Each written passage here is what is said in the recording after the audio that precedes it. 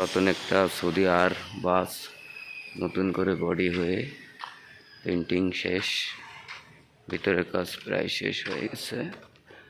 তো গাড়িটা 2-1 দিনের মধ্যেই রোডে মুক্তি পাবে।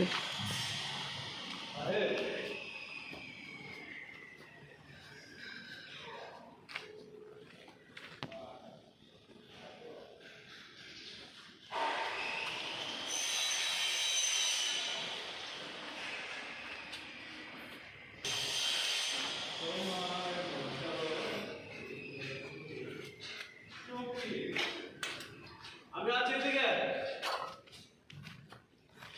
No tension.